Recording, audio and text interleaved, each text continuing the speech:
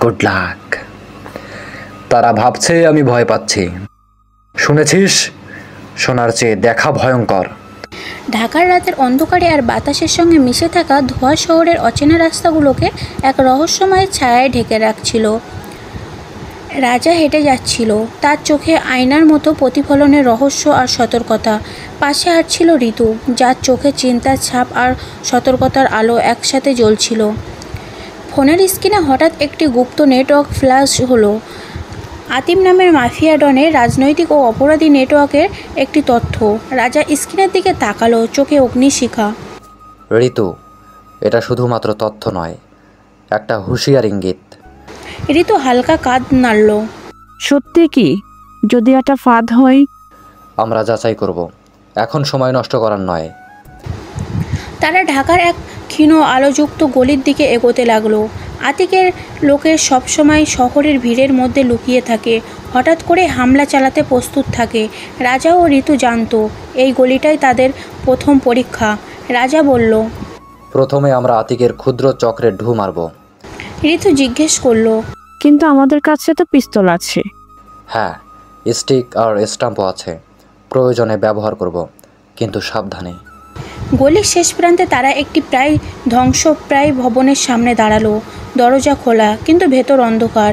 রাজা জানালো এখানেই আতিকের একজন চিফ লোক লুকিয়ে আছে, যিনি গুরুত্বপূর্ণ তথ্য বহন করছে। ভিতরে ঢুকে হঠাৎ একটি শব্দ। রাজা স্টিক হাতে এগোলেও ঋতু পাশে। অন্ধকার থেকে বেরিয়ে এলো একজন ব্যক্তি, চোখে আতঙ্ক, মুখে চিৎকার।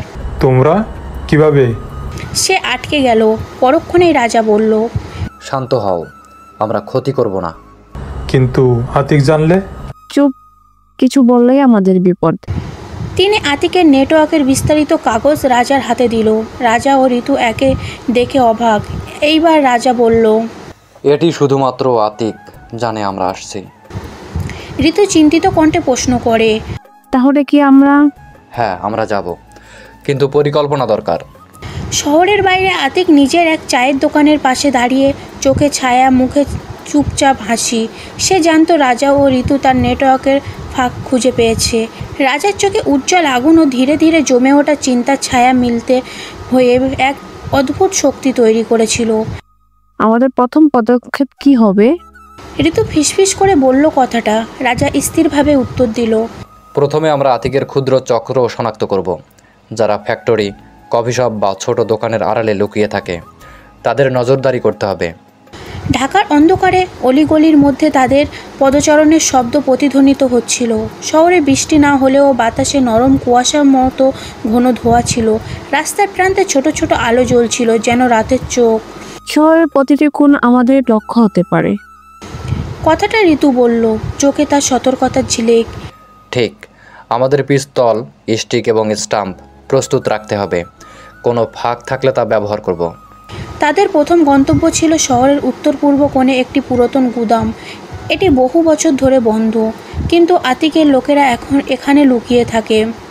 গুদামের সামনে পৌঁছালে তারা লক্ষ্য করলো কিছু অচেনা ব্যক্তি দাঁড়িয়ে আছে, যেন পাহারাদার। তাদের চোখ আমাদের দিকে। ঋতু ফিসফিস করে বলল। রাজা শুধু মাথা নাড়ল, নীরবতার মধ্যে অদ্ভুত আত্মবিশ্বাস ভরা। হঠাৎ গুদামের ভেতর থেকে একটি শব্দ, কিছুটা ধ্বংসপ্রায় ধাতব কণ্ঠ। রাজা দ্রুত স্টিক হাতে এগোলো ঋতু পাশে। গুদামের ভেতরে ঢোকার সাথে সাথেই তারা লক্ষ্য করলো কয়েকজন লোক চুপচাপ বসে আছে, আতিকের লোগো দিয়ে চিহ্নিত। এরা আমাদের লক্ষ্য করতে পারে। ঋতু ফিসফিস করে বলল, হ্যাঁ, তাই আমাদের সাবধানে এগোতে হবে। অচেনা লোক তাদের দিকে তাকালো। একটি মুহূর্তে আতিকের একটি লোক আক্রমণের সুরে বলল। পিস্তল, স্টিক, স্পট সব কিছু মিলিয়ে হয়ে এক উত্তেজনাপূর্ণ সংঘর্ষ শুরু হলো। রাজা আক্রমণ এড়াতে ফ্লিপ করে ঋতু চুপচাপ পাশে দাঁড়ালো। লড়াই চলছিল, কিন্তু রাজা জানতো এটি আতিকের ছোট প্রহারী, আসল চ্যালেঞ্জ এখনও বাকি। একই সময়ে আতিক তার নিজস্ব নজরদারি শহরের কোনায় বসে একটি মাস্টারমাইন্ডের মতো সব পরিস্থিতি পর্যবেক্ষণ করছিল। সে জানতো রাজা ও ঋতু তার নেটওয়ার্কের ফাঁক খুঁজে পেয়েছে, কিন্তু আতিক কোনো তাড়াহুড়ো করছে না।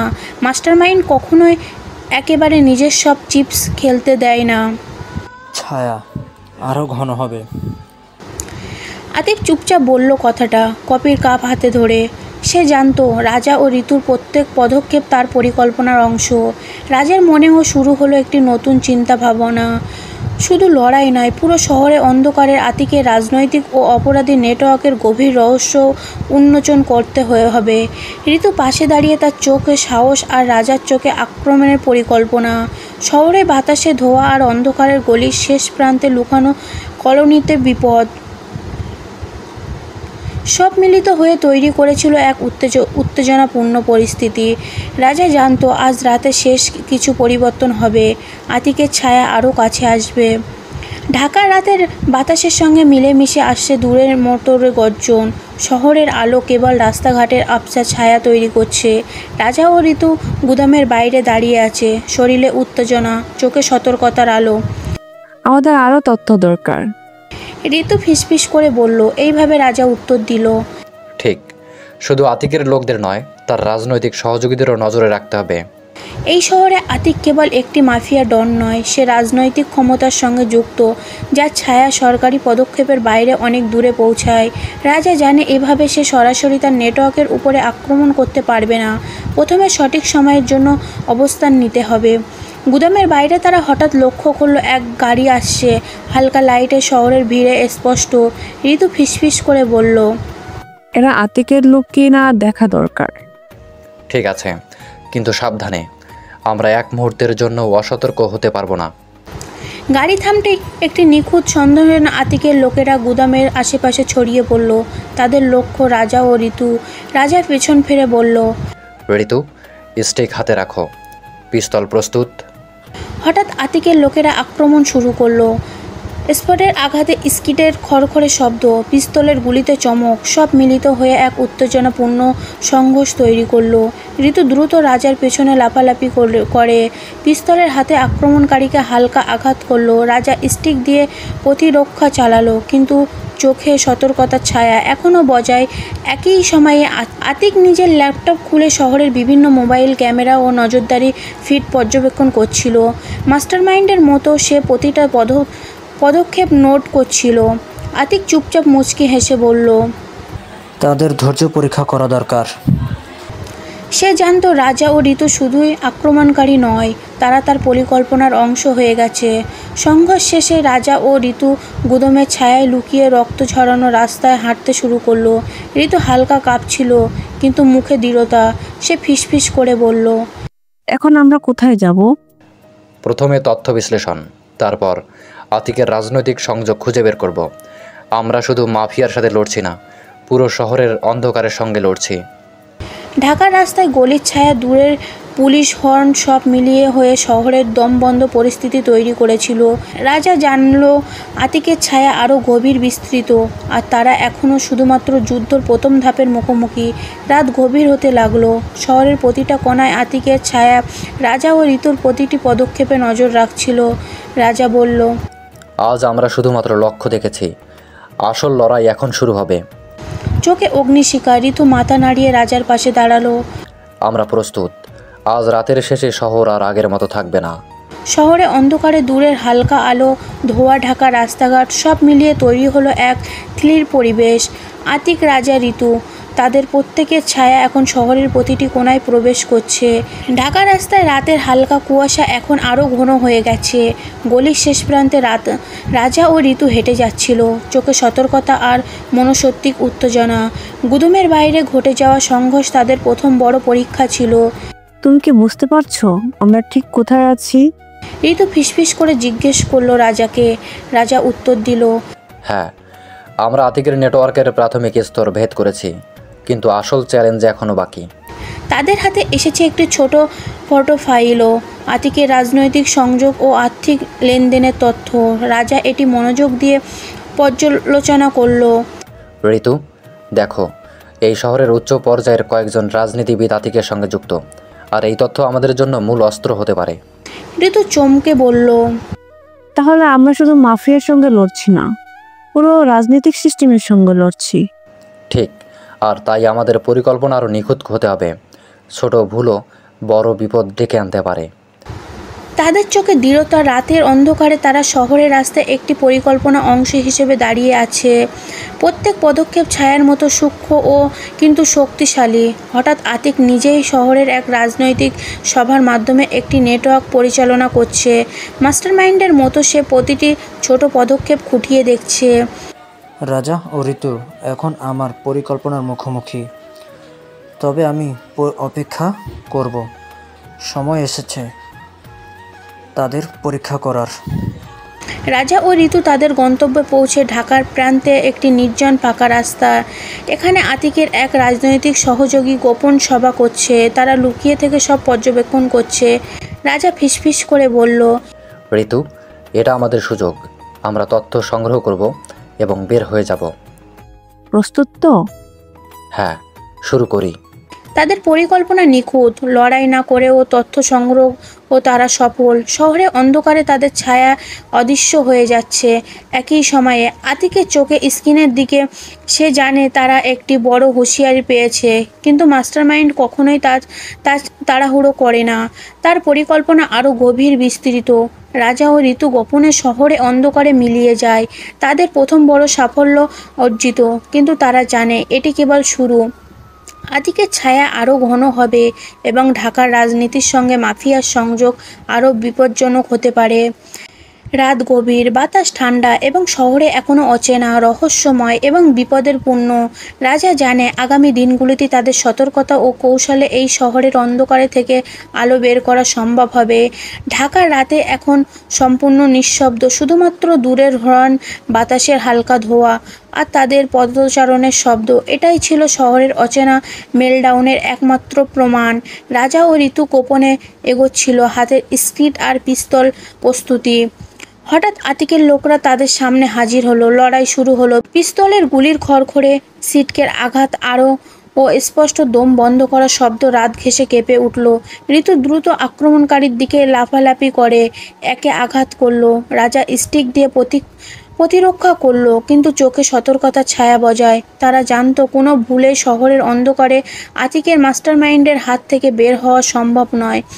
একই সময়ে আতিক তার ল্যাপটপে ঢাকা শহরে বিভিন্ন নিরাপত্তা ক্যামেরার পর্যবেক্ষণ করছিল। রাজা ও ঋতু এখন আমার পরিকল্পনার অংশ, কিন্তু আমি তাদের পরীক্ষা করব।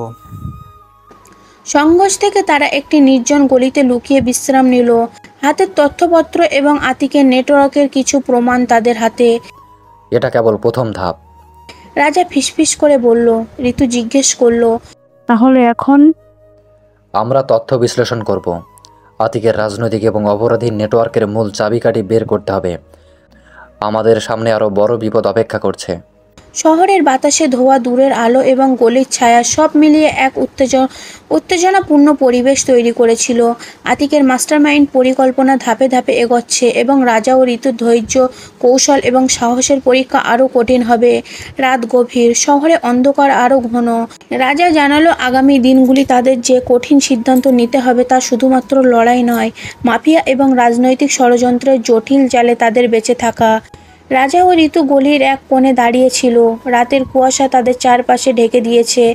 রাজার চোখে এক অদ্ভুত জলে উত্তেজনা আর ঋতুর চোখে সাহস ও সতর্কতার মিশ্রণ।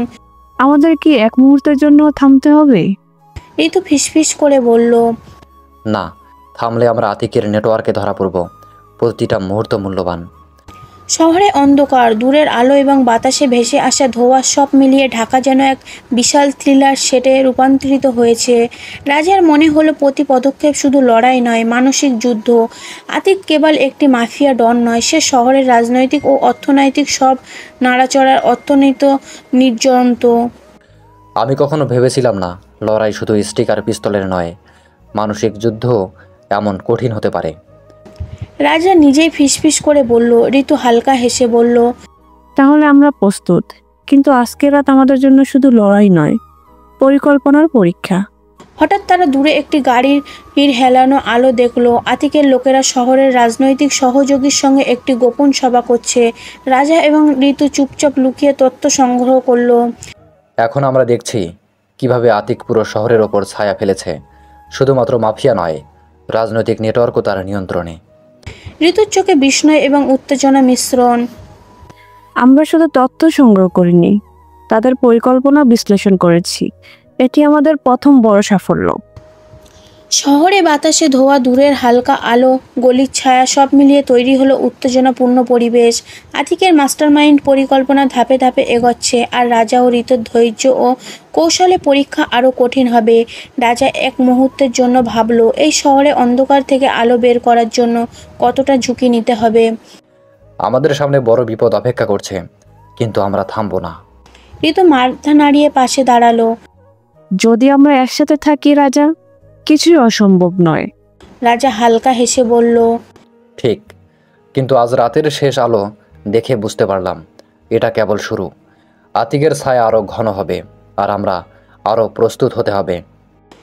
ঢাকার ভোর এখন কুয়াশা ও ব্যস্ত রাস্তার শব্দে ঘেরা।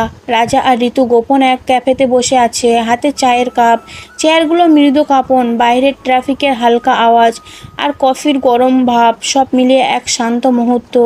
ঋতু মুচকি হেসে জিজ্ঞেস রাজা, আজকে রাতের পরে তুমি কেমন অনুভব করছো?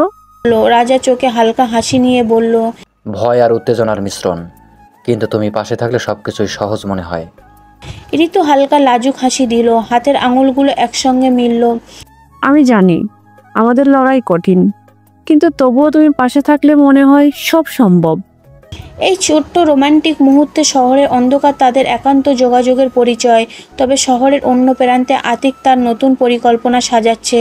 ঢাকার গলির অন্ধকারে আতিকের নেটওয়ার্কের নতুন চরিত্র হাজির।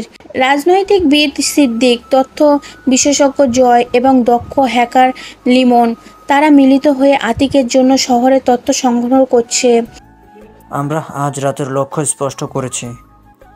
রাজা ও ঋতু, আমাদের প্রথম পরীক্ষা সফল হয়েছে, কিন্তু আসল খেলা তারা প্রস্তুত নয়। একই সময়ে রাজা ও ঋতু গাজীপুরের শিল্প এলাকার দিকে যাচ্ছিল, স্টিক, পিস্তল এবং স্পন তাদের হাতে। ঋতু চুপচাপ রাজার দিকে তাকিয়ে বলল, আমি জানি তুমি সব পরিকল্পনা করেছো, কিন্তু আমি চাই তুমি আমার দিকে একবার হাসো। রাজা হেসে বলল, ঠিক আছে, তবে পরে। না, এখন। এবং তাদের চোখে মিলে গেল এক ছোট্ট মুহূর্ত, যা তাদের একে অপরের সঙ্গে আরও ঘন সম্পর্কের প্রতীক। গাজীপুরের সড়কে তারা আতিকের মাদক এবং অস্ত্রচক্রতে নতুন লুকানো গুদাম খুঁজে পেল। হঠাৎ আতিকের লোকেরা তাদের দিকে এগোলো। রাজা চুপচাপ ফিসফিস করলো, ঋতু, স্টিক এবং পিস্তল প্রস্তুত। ঋতু মাথা নাড়ল। তাদের ছায়া রাতের অন্ধকারে মিলিয়ে গেল। লড়াই শুরু হলো। স্পিকেটের আঘাতে স্কিটের খটখট শব্দ এবং পিস্তলের গুলির চমক। এই অ্যাকশন দৃশ্যের মধ্যে ঋতু কখনো রাজার পেছনে লাফ দিল, কখনো নিজে আক্রমণ করলো।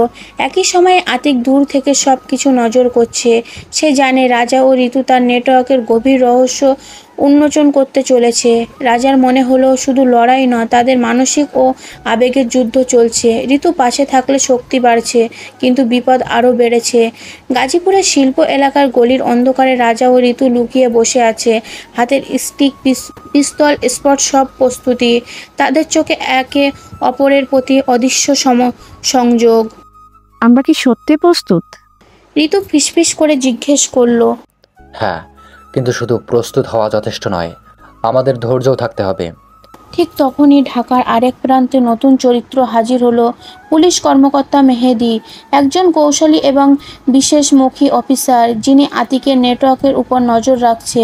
মেহেদী তার টিমকে নির্দেশ দিল, রাজ ও ঋতুর খবর আছে, তবে আমাদের এখন সরাসরি হস্তক্ষেপ নয়, প্রথমে তথ্য সংগ্রহ। রাজা ও ঋতু গোপনভাবে গুদামের ভেতরে প্রবেশ করলো। তাদের লক্ষ্য আতিকের নতুন অস্ত্র ও মাদক চক্র।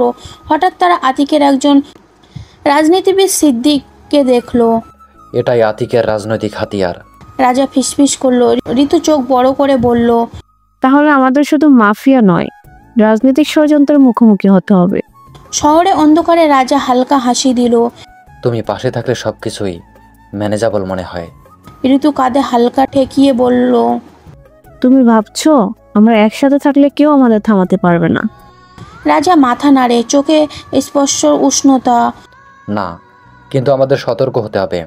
হঠাৎ লড়াই শুরু হলো। আতিকের লোকেরা তাদের ঘিরে ধরেছে। ঋতু দ্রুত স্পট হাতে আক্রমণ করলো। রাজাও স্টিক দিয়ে প্রতিরক্ষা করলো আর পিস্তলের গুলিতে তারা তাদের নিরাপত্তা পথ তৈরি করলো। তাদের চোখে একে অপরের প্রতি অদৃশ্য আস্থা এবং সেই মুহূর্তের ছোট্ট হাসি, এটাই তাদের শক্তি। একই সময়ে আতিকে দূর থেকে সব কিছু পর্যবেক্ষণ করেছে। তার মাস্টারমাইন্ড মনের মধ্যে নতুন পরিকল্পনা জেগেছে। রাজা ও ঋতু কেবল শুরু, তারা জানবে না আসল খেলায় আমি কত গভীর। মেহেদি পুলিশ কর্মকর্তা ঢাকা শহরের নিরাপত্তা ব্যবস্থা পর্যবেক্ষণ করেছে। সে বুঝেছে এই লড়াই শুধুমাত্র মাফিয়া নয়, রাজনৈতিক ষড়যন্ত্রের গভীর। ঢাকার দক্ষিণ অঞ্চলের এক পুরনো কারখানার ভিতরে রাজা ও ঋতু ধীর গতিতে প্রবেশ করলো, হাতের স্টিক এবং পিস্তল প্রস্তুত। এই কারখানার গোপন গুদামের আতিকের নতুন অস্ত্র এবং নকল অর্থের চক্র লুকানো। হঠাৎ তাদের সাথে দেখা হলো সোহন নামে একজন কৌশলী তথ্য সংগ্রহ। সে রাজা ও ঋতুর বন্ধু এবং আতিকের নেটওয়ার্কে দীর্ঘদিন ধরে গোপন কাজ করছে। আমি এখানে তোমাদের জন্য কিছু গুরুত্বপূর্ণ তথ্য নিয়ে এসেছি। তাদের সংখ্যা বাড়ছে। রাজা, ঋতু, সতর্ক হও। সোহান ফিসফিস করে বলল। ঋতু মাথা নাড়ে।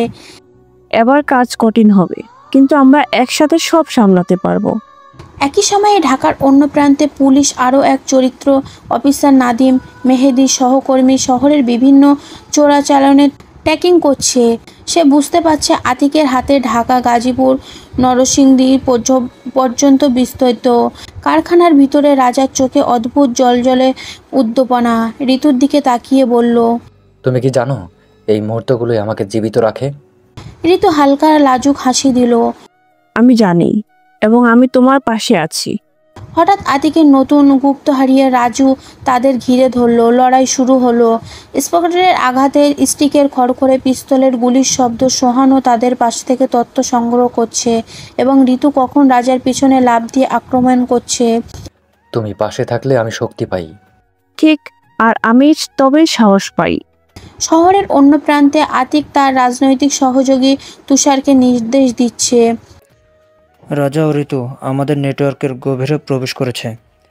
শহরের সব রাস্তায় সতর্কতা বাড়াও, তাদের কোনো সুযোগ দিতে হবে না। লড়াই আরও তীব্র হয়ে উঠল। স্পটের আঘাতে, স্টিকের প্রতিরক্ষা এবং পিস্তলের চমক, সব মিলিয়ে কারখানার ভিতরে উত্তেজনার আবহাওয়া তৈরি হলো। ঢাকার গলিতে অন্ধকারে হঠাৎ বাতাস থমথমে হয়ে গেল। রাজা ও ঋতুর কারখানার ভিতরে ঢুকে রাজা ও ঋতু কারখানার ভিতরে চুপচাপ লুকিয়েছিল, হাতের স্টিক এবং স্পন প্রস্তুতি। তুমি কি শুনছো? হ্যাঁ, কেউ আসছে। রাজা উত্তেজিত কণ্ঠে বলল। হঠাৎ ভয়ঙ্কর মাফিয়া সর্দাররা, বডিগার্ড আর শঙ্কর কারখানার দরজায় প্রবেশ করলো। তারা শুধু বড় ভয়ঙ্কর নয়, তাদের চোখে আতঙ্ক ছড়ানো ক্ষমতা। রাজাও চোখ মেলে তাদের দিকে তাকালো। পিস্তল, ঋতু, আমাদের এখন প্রতিরক্ষা করতে হবে। ঋতু দ্রুত পিস্তল বের করলো। ছায়ার মতো প্রথম গুলি চলল। বুলেটের শব্দ কারখানার দেওয়ালে প্রতিফলন হলো। সোহান পাশে দাঁড়িয়ে তথ্য সংগ্রহ করছিল। হঠাৎ আঘাত থেকে লাফ দিয়ে পালালো। রাজা স্টিক ব্যবহার করে এক মাফিয়াকে ঠেকালো আর ঋতু পিস্তল দিয়ে অন্যকে লক্ষ্য করলো।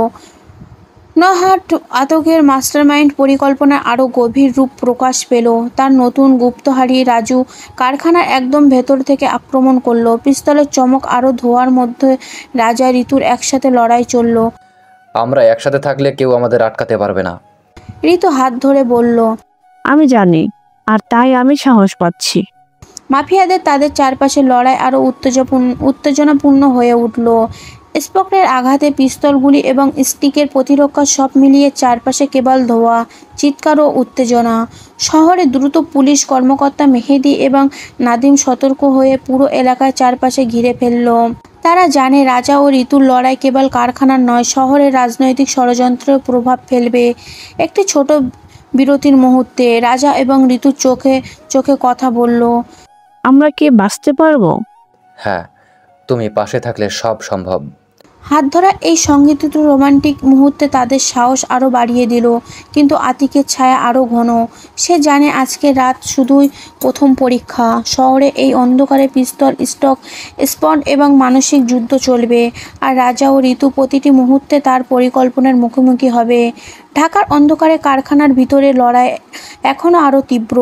রাজাও এবং ঋতু পিস্তলের স্টক স্ফোটন নিয়ে একদম প্রাণপণ্য প্রতিরোধ করছে। হঠাৎ নতুন দুটি চরিত্র হাজির হলো, মাফিয়া সদস্যের সাগর ও রাজু কৌশিক। তারা আতিকের বিশেষ হাতিয়ার, ভয়ঙ্কর এবং অভিজ্ঞতা। তাদের উপস্থিতির সঙ্গে সঙ্গে কারখানার ভিতরে বাতাসের এক অদ্ভুত আতঙ্ক ছড়িয়ে দিল। সাগর চিৎকার করে বলল, আজ রাতটা শেষ করতে হবে। রাজা ও ঋতুকে। রাজা ঠান্ডা স্বরে বলল, তুমি ভুলে গেছো আমরা সহজে হার মানি না। পুলিশ কর্মকর্তা মেহেদি নামক ও নাদিম ধীরে ধীরে বাহির থেকে হামলার পরিকল্পনা করছে।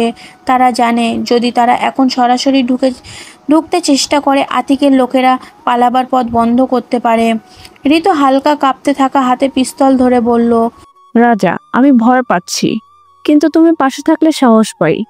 রাজা হালকা হাসি দিয়ে বলল, ঠিক আছে, তবে প্রথমে আমাদের বাঁচতে হবে। হঠাৎ লড়াই একেবারে প্রাণঘাতী হয়ে উঠল। পিস্তল থেকে বের হওয়া গুলি কারখানার দেওয়ালে প্রতিফলন হলো। স্টিকের খড়খড়, স্পটের আঘাত এবং চিৎকার সব মিলিয়ে উত্তেজনার তীব্রতা চূড়ান্ত। সোহান এবং ঋতুর বন্ধু সোহেল পাশে থেকে আতিকের গুপ্ত হাতিয়ার অবস্থান সম্পর্কে তথ্য দিচ্ছে। তাদের সংখ্যা বেশি, কিন্তু আমরা চতুর। একসাথে আক্রমণ করব। ঋতুর চোখে রোমান্টিক উষ্ণতা এবং লড়াইয়ের উত্তেজনা একসাথে। সে হালকা হেসে বলল, যদি আমরা একসাথে থাকি সবই সম্ভব। রাজা তার হাত ধরে বলল, ঠিক আছে, আমি কখনো তোমাকে ছাড়বো না। তাদের এই সংক্ষিপ্ত রোমান্টিক মুহূর্ত মতিকল্প কিন্তু মানসিক শক্তি বাড়ালো। হঠাৎ আতিক নিজেই এক ধরনের মাস্টারমাইন্ড হিসেবে কারখানার এক কোণে প্রতিষ্ঠিত হলো। তার কণ্ঠে ভয়ঙ্কর শক্তি। তোমরা ভাবছো তুমি আমাকে আটকাতে পারবে? এটা শুধু শুরু। রাজা ও ঋতু জানে আজকের রাত শুধুই প্রহর। আতিকের রাজনৈতিক ষড়যন্ত্র, গুপ্তহারের আক্রমণ এবং পুলিশের নজর অল মিলিয়ে পুরো শহরের ভবিষ্যৎ ঝুঁকিতে। ঢাকার অন্ধকারে কারখানার ভিতরে উত্তেজনা এখনও কমেনি। আতিকের গুপ্ত হাতিয়াররা এখনও পুরো কারখানার মধ্যে ছড়িয়ে গেছে। তাদের চোখে এক অদ্ভুত উদ্দানা, যাকে দেখলে যে কোনো লোক হতবাক হয়ে যাবে। রাজা, এখন কি আমরা এগোই? ঋতু ফিসফিস করে চোখে কিছুটা ভয়। রাজা হাত ধরে বলল, একসাথে থাকলে আমরা সব পারি, শুধুমাত্র সাহস রাখতে হবে। এবার গল্পে হাজির হলো নতুন চরিত্র, শহরের কনস্টেবল রাজীব, আতিকের রাজনৈতিক সহযোগী। সে আতিককে ধাক্কা দিয়ে ঢাকা ও গাজীপুরের রাজনৈতিক নকশা তৈরি করেছে। রাজীব জানে আজকে রাত শুধু একটি পরীক্ষা। যদিও রাজা ও ঋতু বেঁচে যায়, পুরো রাজনৈতিক সমস্যা হবে। রাজার চোখে নতুন যুদ্ধের প্রণা। পিস্তল বের করে সে আক্রমণ শুরু করলো। স্টিক দিয়ে ঋতু এক মাফিয়া আক্রমণ প্রতিহত করলো। স্পট আর গুলির শব্দে মিলিয়ে কারখানা অন্ধকারে এক বিস্ফোরণ ঘটল। হঠাৎ আতিক নিজে আক্রমণের মুখোমুখি হলো। তার কণ্ঠে ঠান্ডা। তোমরা ভাবছো আমাকে হারাতে পারবে? ভুলে যেও না, আমি সব কিছু পরিকল্পনা করেছি। ঋতু রাজার দিকে তাকিয়ে বলল, আমরা কি সত্যি করতে পারবো? রাজা হাসি মুখে বলল, আমাদের একে অপরের জন্য লড়াই করতে হবে। যেই সাহস থাকবে সেটাই আমাদের জেতাবে। শহরে পুলিশের নতুন টিম অফিসার তানভীর এবং মেহেদি কারখানার চারপাশে নজরদারি শুরু করলো। তারা জানে আতিকের পুরো নেটওয়ার্ক ধ্বংস করতে হলে নিখোঁজ সময় বেছে নিতে হবে। লড়াই আরও তীব্র। মাফিয়ারা পেছন থেকে আক্রমণ করেছে। রাজা ও ঋতু সামলাচ্ছে। পিস্তল, স্টিক সব ব্যবহার করছে একসাথে। কারখানার ভিতরে উত্তেজনা এখনও আকাশ ছোঁয়ায়। এক ক্ষণ রাজা ও ঋতু ছোট্ট রোমান্টিক মুহূর্তে একে অপরের চোখে তাকালো। ঋতু বলল, আমরা একসাথে থাকলে সব সম্ভব। রাজা উত্তর দিল, ঠিক আছে, আর তুমি পাশে থাকলে আমি ভয় পাই না। কারখানার ভিতরে রাত গভীর। আতিকের গুপ্ত হাতিয়ার রাজা ও ঋতু চারপাশে ছড়িয়ে আছে। আতিক নিজে এক ধরনের ছায়া মতো ঘুরছে, তার চোখে শীতল পরিকল্পনার অদ্ভুত ঝলক। হঠাৎ নতুন চরিত্র অলি, আতিকের বিশেষ পাইলট ও হ্যাকিং বিশেষ গুণ। কারখানার নিরাপত্তা সিস্টেম হ্যাক করে আলোর এবং ক্যামেরার সংগঠিত নিয়ন্ত্রণ শুরু করলো। রাজা আর ঋতু হঠাৎ মনে করলো এই লড়াই একেবারে জটিল। আমরা কি এগোতে পারবো? ঋতু ফিসফিস করলো, চোখে অদ্ভুত উদ্দনা ও ভয়। রাজা হাত ধরে বলল, আমরা একসাথে থাকলে সব সম্ভব। ভয় মানে হার নয়। হঠাৎ মাফিয়াদের পিস্তল থেকে গুলির বর্ষণ শুরু হলো। কারখানার ভিতরে ধোঁয়া আর আগুনের কণিক, স্পট, স্টিক এবং পিস্তলের সব মিলিয়ে এক ধরনের মৃত্যুমুখী লড়াই তৈরি হলো। সোহান পাশ থেকে চিৎকার করে তথ্য দিচ্ছে। তাদের সংখ্যা বাড়ছে। রাজা, ঋতু, সতর্ক হও। ঋতু পিস্তল ধরে বলল। আমরা একসাথে আছি সোহান, এখনই ওদের প্রতিরক্ষা করতে হবে। রাজা হাত দিয়ে তাকে কোলে ধরে বলল। ঠিক আছে, পাশে থেকো, আমি কখনো ছাড়বো না। তুমি পাশে থাকলে আমি কখনো ভয় পাই না। এই ক্ষুদ্রতা রোমান্টিক মুহূর্তের তাদের সাহস বাড়ল। এদিকে আতিক তার মাস্টারমাইন্ড পরিকল্পনা ব্যবস্থায় ব্যস্ত, তার কণ্ঠে ঠান্ডা। তোমরা ভাবছো তুমি আমাকে আটকাতে পারবে?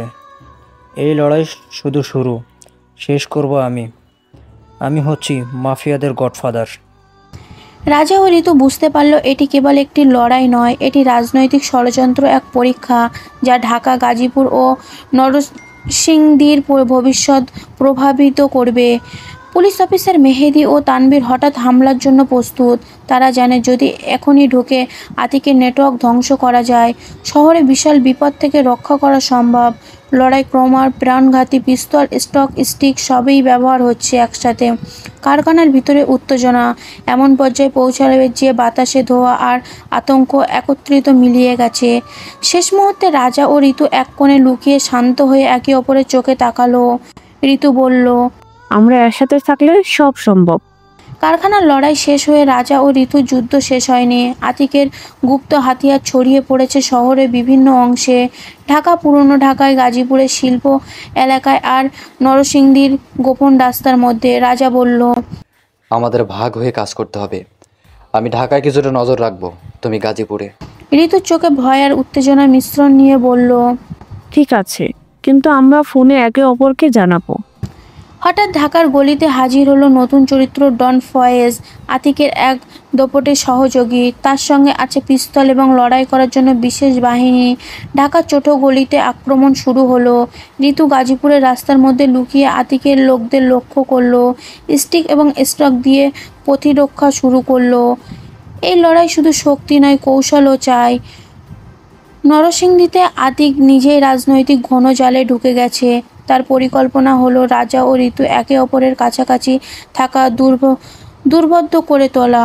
পুলিশ অফিসার মেহেদী ও তানভীর নজর রাখছে, কিন্তু আতিকের মাস্টারমাইন্ডে কিছুই অদৃশ্য। ঢাকার গলিতে রাজা একদম একা হলেও সাহসী। পিস্তল হাতে নতুন গুপ্তহারীদের থামাচ্ছে। সে ফিসফিস করে ফোনে ঋতুকে। আমরা একসাথে থাকলে সব সম্ভব। ঠিক আছে রাজা, পাশে থাকবো। ঋতু উত্তর দিল। হঠাৎ ঢাকায় আতিকের লোকদের আক্রমণ বেড়ে গেল। রাজা লাফ দিয়ে সঠিক সময়ে স্পক দিয়ে প্রতিহত করলো। গাজীপুরে ঋতু একদিকে ডান ফয়েজকে থামাচ্ছে, অন্যদিকে আতিকের পরিকল্পনার নেটওয়ার্ক ভাঙার চেষ্টা করছে। এদিকে শহরের রাজনৈতিক সংঘর্ষের সংকেত দেখা দেয়। আতিকের হাতিয়াররা রাজার পেছনে শহরের গুরুত্বপূর্ণ স্থানগুলিতে হামলা চালাচ্ছে। ঋতু আর রাজা বুঝলো শুধু কারখানার লড়াই না, এবার পুরো শহরে যুদ্ধক্ষেত্র। একটি ছোট বিরতির মুহূর্ত। ঋতু এবং রাজা ফোনে একে অপরের শান্ত করছে। রাজা বলল, আমি তোমার পাশে আছি। ঋতু ফিসফিস করলো, আমি জানি, আর তাই আমি সাহস পাচ্ছি। ঢাকার গলিপথ ও নরসিংদীর গোপন রাস্তায় লড়াই আক্রমণ তীব্র হচ্ছে। আতিকের মাস্টারমাইন্ড পরিকল্পনা ধীরে ধীরে বাস্তবায়ী হচ্ছে। হঠাৎ নতুন চরিত্র হাজির হলো, রাজনৈতিকবিদ শফিক, যিনি আতিকের সঙ্গে গুপ্তচর হিসেবে কাজ করছে। তার হাতিয়ার, প্রভাব এবং কৌশলে দিয়ে শহরের গুরুত্বপূর্ণ এলাকা নিয়ন্ত্রণে নেওয়া হচ্ছে। রাজার মোবাইলে আসে সংকেত, শফিক শহরে কেন্দ্র আক্রমণ চালাচ্ছে, দ্রুত এগো। রাজা হঠাৎ ফিসফিস করে ঋতুকে বলল, আমরা একে অপরের পাশে থাকতে পারি, কিন্তু এখন সঠিক সময়ে আক্রমণ করতে হবে। ঋতু মাথা নাড়ল। ঠিক আছে রাজা, আমি প্রস্তুত। ঢাকার কেন্দ্রস্থলে আতিকের গুপ্ত হাতিয়ার হঠাৎ সামনে আসে, পিস্তল এবং স্টিক দিয়ে লড়াই শুরু। রাজা একে প্রতিহত করছে আর ঋতু আক্রমণ বন্ধ করতে স্পট ব্যবহার করছে। নরসিংদীতে আতিক নিজেই রাজনৈতিক ষড়যন্ত্রে ব্যবস্থাপন করছে। শফিকের সাহায্যে সে পুলিশের নজর ঘেরা হচ্ছে, যেন রাজা ও ঋতুর বিভ্রান্ত হয়। এই সময়ে নতুন চরিত্র গুপ্তচর নাবিদ হাজির হয়। সে রাজা ও ঋতুর গুপ্ত তথ্য দিচ্ছে, কোন পথ দিয়ে আতিকের নেটওয়ার্ক ধ্বংস করা সম্ভব। নাবিদ ফিসফিস করে বলল, ওই গলি দিয়ে চলে যা, আক্রমণকারীরা পেছনের দিকে আসছে। রাজা ধন্যবাদ জানিয়ে বলল, তুমি সত্যিই আমাদের জন্য সঠিক সময়ে হাজির হয়েছো। হঠাৎ ঢাকার কেন্দ্র আতিকের মাস্টারমাইন্ডের পরিকল্পনা চূড়ান্ত চাবিকাঠি। রাজনৈতিক ষড়যন্ত্র, গুপ্তচর ও মাফিয়ার মিলিত শক্তি মুখোমুখি হয়। ঢাকার কেন্দ্রস্থল গাজীপুরের শিল্প এলাকা এবং নরসিংদীর গোপন রাস্তা সবই এখন যুদ্ধকে পরিপূর্ণ হয়েছে। আতিকের গুপ্ত হাতিয়ার শহরে গুরুত্বপূর্ণ পয়েন্ট অবস্থান নিয়েছে। তার মাস্টারমাইন্ডের পরিকল্পনা একদম পূর্ণ শক্তিতে। রাজা এবং ঋতু একসাথে কাজ করছে। পিস্তল, স্টিক, স্পট সব ব্যবহার হচ্ছে, একে অপরকে রক্ষা করছে। হঠাৎ ঢাকার কেন্দ্রে হাজির হলো আতিক নিজে। তার চোখে শীতল মাস্টার প্ল্যানের ঝলক আর কণ্ঠে ভয়ঙ্কর হুমকি। ঋতু, রাজা, তোমাদের সাহস প্রশংসনীয়, কিন্তু শেষটা আসলেই আমার হবে। নরসিংদীতে শফিক ও আতিকের গুপ্তচর পুলিশের নজর ফাঁকি দিয়ে নতুন ষড়যন্ত্র চালাচ্ছে। এদিকে গুপ্তচর নাফিদ রাজা ঋতুকে সতর্ক করছে, এখানে ফাঁদ আছে, ডান দিকে যাও, লুকো। রাজা ও ঋতু মিলিতভাবে আক্রমণ করছে। লড়াইও তীব্র যে শহরের বাতাসে ধোঁয়া, গুলির শব্দ আর আতঙ্ক মিলিয়ে হয়ে এক ভয়ঙ্কর পরিকল্পনা তৈরি করছে। একটি ছোট বিরতির মুহূর্ত। রাজা ও ঋতু চোখে তাকিয়ে বলল, তুমি পাশে থাকলে আমি কখনো ভয় পাই না। ঋতু হালকা হাসি দিয়ে উত্তর দিল, আমি জানি, আর তাই সাহস পাচ্ছি। এবার ঢাকার গুরুত্বপূর্ণ কেন্দ্র আতিকের মাস্টারমাইন্ড প্ল্যান ধীরে ধীরে ধ্বংস হতে শুরু করেছে। পুলিশের তানভীর ও মেহেদি একসাথে আক্রমণ করছে। আতিকের গুপ্ত হাতিয়ারিরা প্রতিহত হচ্ছে। গাজীপুরের রাস্তার মধ্যে ঋতু আক্রমণ সামলাচ্ছে, স্টিক দিয়ে আতিকের লোকদের থামাচ্ছে। রাজা ঢাকার কেন্দ্র পিস্তল ব্যবহার করে আতিকের হাতিয়ারদের সামলাচ্ছে। শেষ মুহূর্তে আতিক বুঝতে পারে রাজা ও ঋতুর একতা, সাহস এবং ভালোবাসা তাকে হারিয়েছে। সে ধীরে ধীরে পিছনে সরে যায়, কিন্তু তার চোখে দেখা যায় নতুন ষড়যন্ত্রের ছায়া। ঢাকা শহরে আকাশ ক্রমণ ধূসর। আতিকের হুমকি এখনো যেন বাতাসে ভেসে বেড়াচ্ছে। রাজা আর ঋতু জানে এই লড়াই শেষ নয়। শহরে গোপন মাফিয়া নেটওয়ার্ক এখনো নতুন ধাপে প্রবেশ করছে। রাজা বলল, ঋতু, আমাদেরকে জানতে হবে আতিক কোথায় লুকিয়েছে। ঋতু চোখে ভয় আর কৌতূহল নিয়ে বলল, আমরা কি এবার তাকে ধরতে পারবো? হয়তো না, কিন্তু আমাদের চেষ্টা করতে হবে। রাজা উত্তর দিল। গাজীপুর এক পরিত্যক্ত কারখানার সামনে হাজির হলো নতুন চরিত্র মিনহান, আতিকের প্রতিদ্বন্দ্বী মাফিয়ার লিডার। সে রহস্যময়ভাবে শহরের গোপন তথ্য সংগ্রহ করছে। নরসিংদীতে পুলিশ অফিসার মেহেদি ও তানভীর আতিকের গোপন পথভ্রষ্ট নেটওয়ার্ক খুঁজছে। তারা জানে আতিক শহরের রাজনৈতিক ষড়যন্ত্রে আরও গভীরভাবে জড়িত। রাজা ও ঋতু শহরের বিভিন্ন স্থানে ঘুরে গুপ্ত তথ্য খুঁজছে। ঋতু হঠাৎ হেসে বলল, এই দুয়ারছন্ন রাস্তায় তোমার হাত না ধরলে আমি ভয় পেতাম। রাজা হাসি মুখে বলল, দেখো, ভয় মানেই হার নয়। ঢাকার একটি গলিতে তারা মিনহান লোকেদের মুখোমুখি হলো। পিস্তল আর স্পট ব্যবহার করে ঝুঁকি সামলাচ্ছে। মিনা রহস্যময়ভাবে হেসে বলল, রাজা, ঋতু, আপনি যতই চেষ্টা করুন, আতিকের ছায়া সবসময় আপনাদের পেছনে থাকবে। এই সময় গুপ্তচারী নাভিদ হঠাৎ হাজির হয়। সে নতুন তথ্য দেয়। আতিকের আসল পরিকল্পনা ঢাকার একটি অজানা আবাসিক এলাকায় লুকানো। যদি আমরা সেখানে পৌঁছাই, আতিককে চুরি চালাকের খেলা থেকে ধরা সম্ভব।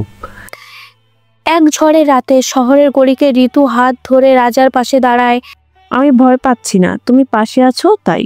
রাজা তার চোখে তাকিয়ে বলে, আমি কখনো তোমাকে ছেড়ে যাব না। তাদের এই ভালোবাসার অটুট থাকুক যুগ ধরে। ঢাকার পরিত্যক্ত গলিতে রাজা ও ঋতু এগোচ্ছিল। হঠাৎ আতিকের গুপ্ত হাতিয়াররা তাদের ভেতরে ফাঁদে ফেলে। রাজা চিৎকার করে বলল, ঋতু ডান দিকে।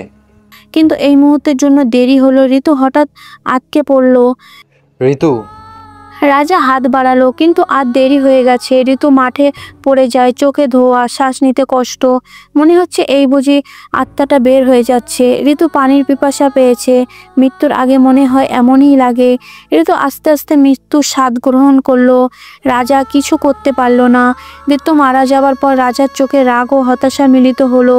তিনি জানতো এখন থেকে শুধু রাগ নয়, প্রতিশোধের যাত্রা শুরু। তাহলে কি গল্পের নায়িকা সত্যি সত্যিই মারা গেছে? সবকিছু রহস্যময়। প্রায় বিকেলের দিকে রাজার কাছে হাজির হলো নতুন চরিত্র জান্নাত, একটি রহস্যময়ী মেয়ে যিনি ঋতুর মৃত্যুর সম্পর্কে অনেক কিছু জানে। আমি জানি আতিকের পরিকল্পনা কি, আমি তোমাকে সাহায্য করতে চাই। রাজা প্রথমে সন্দেহ করলো। তুমি কে? কেন তোমার কথা বিশ্বাস করব? জান্নাত রহস্যভাবে হেসে বলল, আমার নিজের কারণ আছে, আতিককে থামাতে চাই। রাজা জেনে গেল নতুন জায়গা, আতিকের আসল পরিকল্পনা আরো বিপজ্জনক। নাভিদ এই সময় হাজির হলো ওদের কাছে।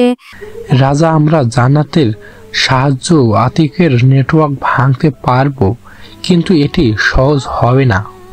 রাজা জান্নাতকে চোখে চোখে তাকিয়ে বলল, আমি জানি আমি কষ্টে আছি, কিন্তু আমাদের একসাথেই লড়তে হবে। জান্নাত হালকা কাঁপা কণ্ঠে বলল, আমি তোমার পাশে আছি রাজা, আমরা সফল হব। ঢাকার ব্যস্ত শহর থেকে দূরে রাজা ও জান্নাত ঢুকলো বিশ্ববিদ্যালয় ক্যাম্পাসে। ভিড়ের মধ্যে সবাই তাদের লক্ষ্য বুঝবে না। এটা কি ঠিক হবে রাজা? আমরা জানতে চাই আতিক এখানে কি করছে। সাধারণ শিক্ষার্থীরা আমাদের কিছু বুঝবে না। কলেজের প্রিন্সিপাল স্যার সবাই ভাবেননি তিনি বোকাশোকা, সারাক্ষণ হেঁটে বেড়ান, খেয়াল নেই, হাসি মুখে শিক্ষার্থীদের সঙ্গে কথা বলেন। কেউ ভাবেন না এই ধীরে হাসি মুখে মানুষটাই আসলে রহস্যময় মাস্টার মাইন্ড। রাতের অন্ধকারে ক্যাম্পাসে প্রিন্সিপালের আচরণ পরিবর্তন হয়। তিনি হঠাৎ কম্পিউটারের স্ক্রিনের দিকে ঝোঁকেন, গোপন ফোনে কেউ সঙ্গে কথা বলেন এবং আতিকের লোকদের কাছে সংকেত পাঠান। এই সন্দেহে কি রাজা কলেজে প্রবেশ করেছে? জান্নাত সারাক্ষণ শিক্ষার্থীর ছদ্মবেশে ক্যাম্পাসে ঢুকলো, লাইব্রেরি, ক্যান্টিন, হলরুম সব জায়গায় চোখ রাখলো। রাজা বাইরে থেকে নজর রাখছে। ক্যাম্পাসের শিক্ষার্থী প্রিন্সিপালের বোকাশোকা আচরণ নিয়ে অনেক কথা বলে থাকে। কলেজের প্রিন্সিপাল এমনই হয় নাকি? একজন মেয়ে বলল, স্যার কি আবার ভুলে গেছে ক্লাসের সময়? হ্যাঁ, সব সময় হাসি দিয়েই ঘুরে বেড়ায়, কিন্তু কি জানি। জান্নাত ধীরে ধীরে বুঝলো প্রিন্সিপাল শুধু বোকাশোকা নয়, তিনি আতিকের গোপন পরিকল্পনায় গভীরভাবে যুক্ত। রাতের অন্ধকারে জান্নাত প্রিন্সিপাল অফিসের জানালা থেকে দেখতে পেল আতিকের লোকেরা একটি ছোট প্যাকেট নিয়ে আসছে। প্রিন্সিপাল অচেনা ইঙ্গিতে দিয়ে এ লোকদের নির্দেশ দিচ্ছে যেন কেউ বুঝতে না পারে। জান্নাত রাজাকে ফোন করলো। এই প্রিন্সিপাল শুধু বোকা নয়, তিনি আতিকের মাস্টার মাইন্ডের মতো কাজ করেছেন। রাজার চোখে উত্তেজনা। জান্নাত প্রিন্সিপালের দিকে লক্ষ্য রেখে আবার অপর পাশে বলল, আমরা যদি প্রিন্সিপালকে ধরতে পারি আতিকের পুরো নেটওয়ার্ক ভেঙে দিতে পারবো। রাজা ধীর কণ্ঠে বলল, ঠিক আছে, ধীরে ধীরে, ছদ্মবেশে এবং ভিড়ের মধ্যে আমরা তাকে ঘিরে ধরব। রাতের অন্ধকারে রাজা এবং জান্নাত ক্যাম্পাসের পাশে লুকিয়ে দাঁড়িয়ে আছে। প্রিন্সিপাল অফিসে আলো জ্বলছে। জান্নাত ফিসফিস করে বলল, আমরা একবার ভিতরে ঢুকবো, কেউ বুঝবে না। জান্নাত লজিকভাবে জানালা দিয়ে প্রবেশ করলো। রাজা পাশে দাঁড়িয়ে সতর্ক নজর রাখছে, কেউ যেন কিছু টের না পায়। প্রিন্সিপাল বোকাশোকা ভঙ্গিতে হেঁটে বেড়াচ্ছেন, কিন্তু তার চোখে একটা অদ্ভুত সতর্কতা। অফিসে ঢুকে জান্নাত একটি লকার খুঁজে পায়। লকারের ভেতরে কিছু গোপন নোটিশ। রাজা নোটিশ দেখে ফিসফিস করে, এগুলো আতিকের মাইন্ড গেমের অংশ। শহরের বিভিন্ন রাজনৈতিক ব্যক্তিদের নাম, ডেলিভারি সময় এবং গোপন লেনদেন। জান্নাত চমকে বলল, অসাধারণ। প্রিন্সিপাল আসলে আতিকের গোপন নির্দেশক। অফিসারের পাশে প্রিন্সিপালের ডেস্কে একটি ফোন বারবার বাজছে। রাজা এবং জান্নাত দেখলো পায় প্রিন্সিপাল অচেনা ইঙ্গিত দিয়ে লোকদের ফোনে নিষেধ দিচ্ছেন। দেখেছো জান্নাত, সবাই ভাবছে তিনি বোকাশোকা, কিন্তু আসলে প্রতিটা পদক্ষেপ তিনি নিরীক্ষণ করছেন। নেটওয়ার্কের মধ্যে একটি প্যাকেটের ছবি আছে। প্যাকেটে আতিক শহরে একটি গোপন স্থান থেকে বড় ধরনের ষড়যন্ত্র চালাচ্ছে। জান্নাত চিন্তিত হয়ে বলল, রাজা, যদি আমরা এখনই এই তথ্য না পাই আতিকের পরিকল্পনা সফল হয়ে যাবে। রাজা ধীর কণ্ঠে বলল, ঠিক আছে, আমরা সবকিছু ধাপে ধাপে করব। এখন বেরিয়ে ভিড়ের মধ্যে মিলিয়ে যাব, তাহলে কেউ কিছু বুঝতে পারবে না। রাজার চোখে জলজল করছে প্রতিশোধের আগুন। জান্নাত পাশে দাঁড়িয়ে ভিড়ের মধ্যে নিঃশব্দে তথ্য বহন করছে। প্রিন্সিপাল আরও বোকাশোকা ভঙ্গি নিচ্ছেন। কেউ ভাবছে না তিনি আসলে আতিকের গোপন মাস্টারমাইন্ড। রাতের ভিড় কমছে, সুন্দর সকাল হলো। ক্যাম্পাসের ল্যাব, লাইব্রেরি এবং ক্যান্টিনের আশেপাশে শুধু হালকা আলো জ্বলছে। রাজা জান্নাতের পাশে চাপা কণ্ঠে বলল, নোটসের তথ্য অনুযায়ী আতিকের শহরের 3টা গোপন জায়গায় ডেলিভারি করেছে। আমরা প্রথম স্থানে যাব। জান্নাত হালকা হাসি দিয়ে বলল, ভিড়ের মধ্যে খুব সাবধানে, কোনো শিক্ষার্থী বা কর্মচারী যেন আমাদের দেখে সন্দেহ না করে। ক্যাম্পাসের অগ্নিদ্রায় ছোট একটি ঝোপের কাছে পৌঁছেই তারা রাজা ছদ্মবেশ নিয়ে বলল, এখানেই প্রথম তথ্য রয়েছে। আতিকের লোকেরা এই পথ ব্যবহার করে গোপন প্যাকেট নিয়ে যায়। জান্নাত কণ্ঠে কম্পন দিয়ে বলল, দেখো, কেউ আসছে। একদল সাধারণ শিক্ষার্থী সেখানে গিয়ে হেঁটে গেল, কিন্তু কেউ তাদের লক্ষ্য করে না। রাজা হেসে বলল, ভিড়ের মধ্যেই সবচেয়ে নিরাপদ। অফিসারের ল্যাপটপে প্রিন্সিপালের একটি বার্তা দেখা যাচ্ছে। প্যাকেট পৌঁছেছে, শহরের কৌশলে ঠিক চলছে। বার্তাটি স্পষ্ট করে প্রমাণ করছে যে প্রিন্সিপাল শুধু বোকাশোকাই নয়, তিনি আতিকের শহরের নেটওয়ার্কের মাস্টারমাইন্ড। রাজা ও জান্নাত ক্যাম্পাসে পাইচারি বাইরের দিকে এগোতে থাকে। একটা পুরনো বাটা রুমের ভেতরে আতিকের ছোট্ট ডকুমেন্ট প্যাকেট রাখা আছে। জান্নাত ছদ্মবেশে প্যাকেটটা নিয়ে চিৎকার ছাড়াই রাজাকে জানায়, রাজা, এটি প্রথম প্রমাণ। রাজার চোখে প্রতিশোধের আগুন ও জান্নাত ধীর কণ্ঠে বলল, আমরা এখান থেকে ফিরে নেটওয়ার্কের মূল স্থান খুঁজব, তবে সাবধান, প্রিন্সিপাল আমাদের নজর রাখছেন। রাজা এক চুক্তিদয়ী হাসি দিয়ে উত্তর দিল, ভালো, ধাপে ধাপে। এখন প্রথম প্রমাণ হতে পরবর্তী ধাপ আরো বড় ধাঁধা। রাত গভীর। রাজা ও জান্নাত ক্যাম্পাস থেকে বেরিয়ে শহরের পুরনো গলিতে প্রবেশ করলো। হঠাৎ কোথা থেকে এক মোটরবাইক গর্জন করে চলে এলো।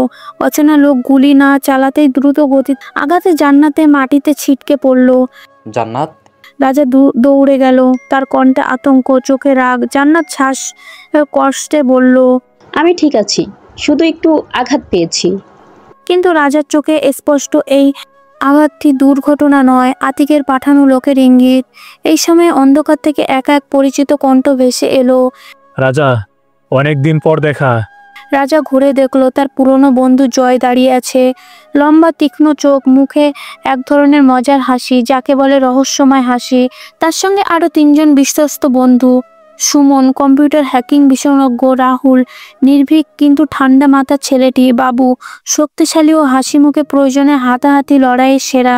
জয় এগিয়ে এসে বলল, তুমি এখনো একা লড়াই করছো? রাজা, এখন থেকে আমরা একসাথে। রাজা গভীরভাবে সিগারেট জ্বালায়, ধোয়া কুণ্ডলি ছেড়ে শান্তভাবে বলল, আমি একা লড়ছিলাম, কিন্তু এখন খেলা বদলাবে। বন্ধুরা চুপ করে তাকিয়ে থাকলো, তার চোখে প্রতিশোধের আগুন, কিন্তু ঠোঁটে এক স্টাইলিশ হাসি।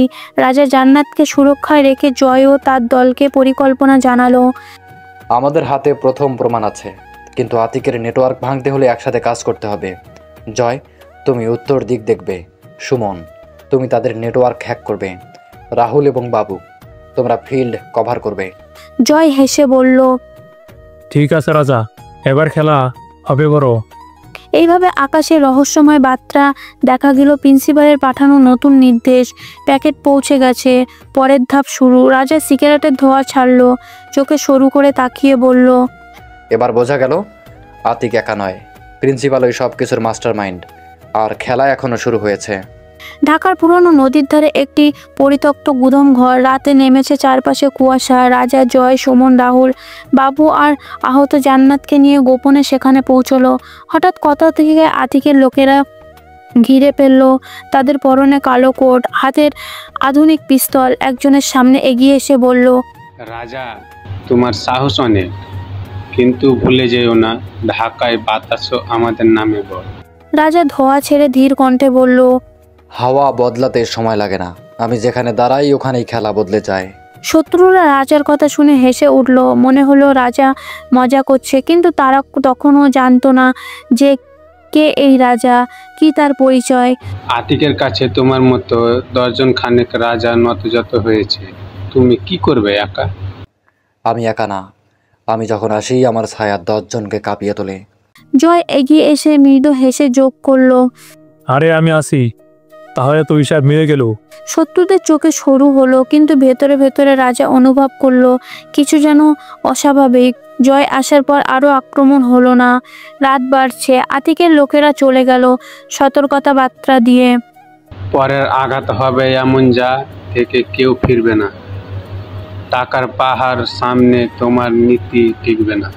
তারা চলে যাওয়ার পর জয় থেমে থেমে বলল, রাজা, যদি আমরা তাদের সাথে হাত মেলাই, তবে দেখ কত টাকা, কত ক্ষমতা। শুধু কাগজপত্র নয়, পুরো শহর আমাদের হাতে আসতো। রাজা সিগারেট টেনে শান্ত গলায় উত্তর দিল, টাকা মানুষকে বড় করে না জয়, টাকা শুধু মানুষকে বিক্রি করে। আমি রাজা, কারো দাস হই না। জয়ের ঠোঁটে অদ্ভুত হাসি ফুটে উঠল। বাকিরা তা খেয়াল করলো না, কিন্তু জান্নাত গভীর দৃষ্টিতে তাকালো। রাজা দলকে নিয়ে গুদাম থেকে বেরিয়ে এলো। আকাশে কালো মেঘ, ঝড় আসছে, পরিবেশ কিছুটা ঠান্ডা, মিটে হাওয়া বইছে। কিছুক্ষণের মধ্যে মনে হয় বৃষ্টি শুরু হবে, সাথে ঝড়ও। ঝড় উঠেছে, এর মধ্যে সত্যিকারের মুখগুলো বেরিয়ে আসবে। জয়ের মুখ থেমে যায়, তার চোখে লোভ, তার মনে এক দ্বিন্দ্ব, বন্ধু নাকি বিশ্বাসঘাতকতা। পরের দিন রাজা ও তার টিম ঢাকার গোপন বাজারে ভেতরে প্রবেশ করলো। বাজারটা সাধারণ চোখে স্বাভাবিক, হকার দোকানদার গাড়ির হর্ন, কিন্তু ভেতরে ভেতরে এখানে লুকিয়ে আছে আতিকের চক্রতের অন্ধকারের ব্যবসা। রাজা চোখে সরু করে চারপাশে তাকালো। এখানে শুধুমাত্র দোকান নয়, এখানে তথ্য বিক্রি হয়। জয় পাশে দাঁড়িয়ে রাজার কানে বলল, তুই সামনে থাক, আমি পিছন দিকটা কভার করব। রাজা মাথা নাড়ল। দলটা আলাদা হয়ে তথ্য জোগাড় করতে বেরিয়ে পড়ল, কিন্তু কেউ টের পেল না। জয় ভিড়ের মধ্যে এক অচেনা মানুষের সাথে চোকাচোকি করে মাথা নিচু করে ইঙ্গিত দিল। মুহূর্তের জন্য তারা চোখ লোভ ঝিলিক খেলো, কিন্তু সঙ্গে সঙ্গেই সে আবার পুরনো বন্ধুর মতো চেহারা নিয়ে রাজার পাশে ফিরে এলো। সুমন একটা পুরনো কাগজ টুকরো পেয়ে গেল, সেখানে লেখা, ডেলিভারি গাজীপুর রাত 12টায়, গন্তব্য ব্লু হাউস। রাজার কাগজটা পড়ে ধোঁয়া ছাড়লো। গাজীপুর, আতিক এখানেই বড় কিছু খেলতে যাচ্ছে। সবাই উত্তেজিত। জয় হাসি মুখে বলল, তাহলে গন্তব্য ঠিক হলে আমরা তাকে গাজীপুরেই থামাবো। বাবু মজা করে বলল, রাজা ভাই একসাথে থাকলে কাউকে ভয় নেই। রাহুল গভীর স্বরে বলে যোগ করলো, কিন্তু কাউকে বিশ্বাস করা সবচেয়ে বড় ঝুঁকি। রাজা হালকা হাসি দিয়ে জবাব দিল, ঝুঁকি না নিলে খেলা জমে না। সবাই হেসে উঠল, শুধুমাত্র জান্নাত চুপচাপ জয়ের দিকে তাকালো, যেন তার চোখে অদ্ভুত কিছু খুঁজছে, তার গভীর। সবাই যখন পরিকল্পনা নিয়ে ব্যস্ত, জয় একা দাঁড়িয়ে সিগারেট ধরালো। পকেট থেকে সে একটি ছোট কাগজ বের করলো। আতিকের লোকেরা তাকে দিয়েছে, সেখানে লেখা, তুমি যদি আমাদের জন্য কাজ করো, অগ্রিম টাকা তোমায় দিব। জয় ঠোঁটে অদ্ভুত হাসি নিয়ে কাগজটা আগুনে পুড়িয়ে ফেললো। ছাই উড়ে গেল আকাশে। কারো চোখে কিছু ধরা পড়ল না। সবাই এখনো মনে করেছে জয় তাদের সবচেয়ে বিশ্বস্ত বন্ধু, কিন্তু আসলে সে কি করতে যাচ্ছে কেউ জানে না। রাত নেমেছে। রাজা ও তার দল একটা পুরনো ভ্যান চড়ে গাজীপুরের দিকে যাচ্ছে। ভেতরে গভীর নীরবতা, শুধু ইঞ্জিনের শব্দ আর দূরের পুকুরের ডাক। রাজা সামনে বসে সিগারেট টানছে, কুয়াশার ভেতরে তাকিয়ে। সবাই সতর্ক থাকো, আতিকের খেলা এখানেই শেষ করতে হবে। পিছনে বসা জয় হেসে মাথা নাড়ল। ঠিক বলছিস। কিন্তু তার চোখে জান্নাতের দিকে। জান্নাত নিচু চোখে সিগারেট এর কাগজ নিয়ে খেলছে, যেন কিছু লুকাচ্ছে। রাতের ভ্রমণ শেষ, সবাই একটি ভাঙা মটলে থামলো। রাজা পরিকল্পনা নিয়ে ব্যস্ত। সুমন কম্পিউটার হ্যাকিং চালাচ্ছে। বাবু খাবার জোগাড়ে গেছে। এই সুযোগ জয় ও জান্নাত অন্ধকারে করিডোরে একসাথে দাঁড়ালো। তুই জানিস তো আমরা দুইজন একসাথে থাকলে পুরো দুনিয়া কাঁপাতে পারবো। কিন্তু রাজা, সে তো আমাদের বিশ্বাস করে। কাছে এসো। রাজা শুধু লড়াই বুঝে, সে আমাদের দেখেও কিছু দেখবে না। আমরা চাইলে আতিকের টাকা পাহাড় সমান ভাগ করতে পারি, আর আমি তোকে ছাড়া কিছু চাই না। জান্নাতের চোখে ভিজে উঠল, কিন্তু সে প্রতিরোধ করলো না। এই অন্ধকারে তাদের নিঃশব্দ সম্পর্ক শুরু হলো। জয় জান্নাতকে শক্ত করে ধরে বলল, আমরা সাবধানে থাকবো। রাজাকে কিছুই বুঝতে দেওয়া যাবে না। সামনে যে যুদ্ধ আসছে সেটা ওর লড়াই, আমরা শুধু সুযোগ নেব। জান্নাত মাথা নাড়ল। দুজন বুঝতে পারল এই পথে তাদের বন্ধুত্ব থেকে আলাদা করে নিয়ে যাচ্ছে। এই সময় রাজা বাইরে বসে সিগারেট টানছে। আকাশের দিকে তাকিয়ে বলল, ঝড় আসছে, কিন্তু ঝড়টা বাইরে নাকি ভেতরে সেটাই বুঝতে পারছি না। সে কিছু আঁচ করতে পারছে, কিন্তু বিশ্বাসঘাতকের বিষ এখনো তার নাগালের বাইরে। পরে সকালে দলটা ব্লু হাউস এর দিকে রওনা হলো। একটা বিশাল ভিলার মতো জায়গা, চারপাশে প্রহর। সুমন হ্যাক করে জানালো এখানে টাকা আর অস্ত্রময়। তো রাজা গভীর হয়ে বলল, আজ রাতে ঢুকবো। আতিককে এই খেলায় চেকমেট করতে হবে। কিন্তু জয় ও জান্নাত একে অপরের চোখের দিকে তাকালো। তাদের মনে অন্য খেলা চলছে। রাজা জানে না তার সবচেয়ে কাছের মানুষ দুজনে তার পিঠে ছুরি মারার জন্য প্রস্তুত হচ্ছে। রাত গভীর। দলটি ব্লু হাউসের চারপাশে ঘিরে দাঁড়ালো। রাজা সামনে, ভেতরে অন্ধকারে নিঃশব্দে হাঁটছে। জয় আর জান্নাত তার পাশে।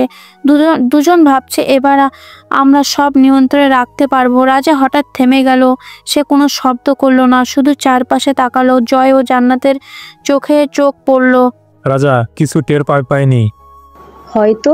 কিন্তু রাজা কিছুই প্রকাশ করলো না। সে ধীরে ধীরে এগিয়ে চলল, যেন সে শুধু অন্ধকারে পথ খুঁজছে। ব্লু হাউসের ভেতরে প্রতিটি কক্ষ যাচাই করে দল। রাজা মাঝে মাঝে সিগারেট টানছে, মাথা নিচু করে খোঁচা খাচ্ছে। মাথা নিচু করে খোঁচা খাচ্ছে।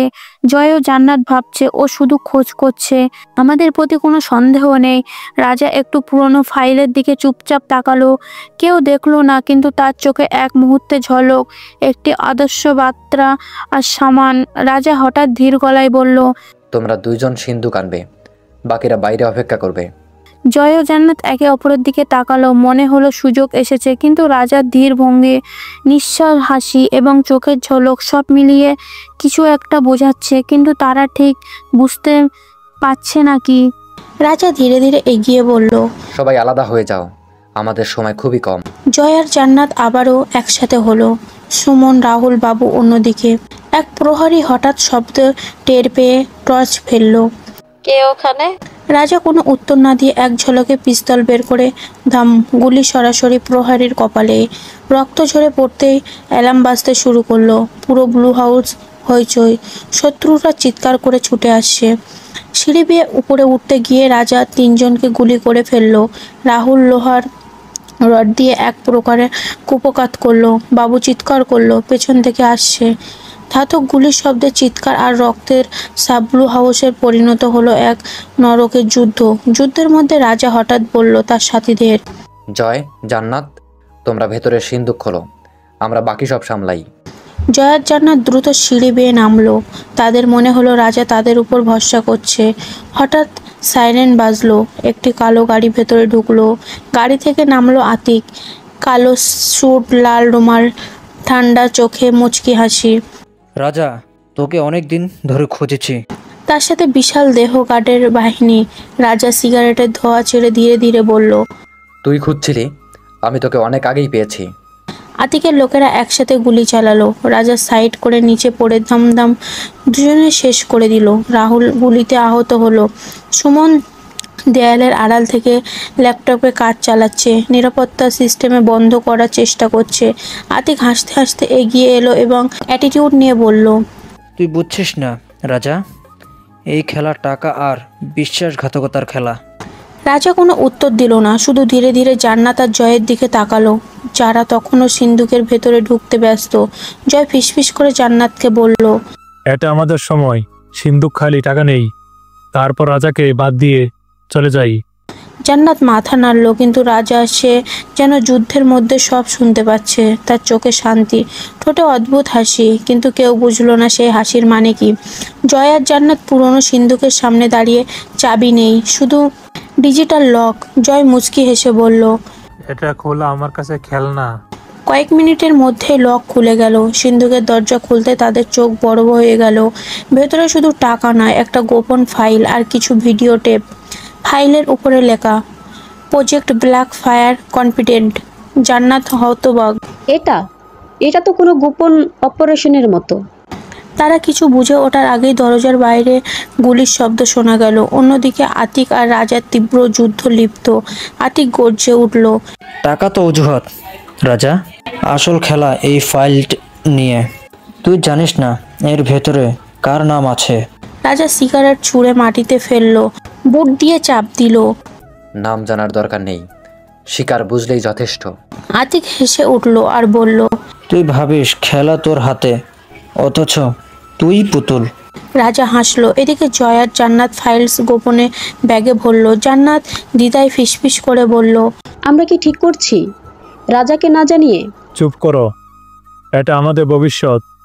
রাজা কিছুই জানে না। হঠাৎ করে পুরো ব্লু হাউস কেঁপে উঠল। কোনো এক অজানা কারণে ভিতরে সেট করা বিস্ফোরণ সক্রিয় হয়ে গেছে। আতিক চেঁচিয়ে উঠল, সবাই বের হও, ওরা ভেতরে ফাঁদে পড়েছে। রাজা নিঃশব্দে তাকিয়ে থাকলো। তার চোখে আবার সেই অদ্ভুত ঠান্ডা হাসি, রহস্যময় সেই হাসি যার মানে কেউ জানে না রাজা ছাড়া। সবাই আটকে বেরোতে ছুটলো। রাজা ধীরে ধীরে দরজার দিকে হাঁটছে, যেন চারপাশে বিশৃঙ্খলা, তাই কোনো ভয় নেই। সবার মনে একটাই প্রশ্ন, বিস্ফোরণটা কে সেট করলো? রাজা কি আসলেই জানতো জয় আর জান্নাতের কাজকর্ম? প্রজেক্ট ব্ল্যাক ফায়ার আসলে কি? সবশেষে রাজা শুধু একটা কথা বলল খুব ধীরে, খেলা এখনো শুরুই হয়নি। ব্লু হাউস এক ঝটকায় আগুন জ্বলতে শুরু করলো।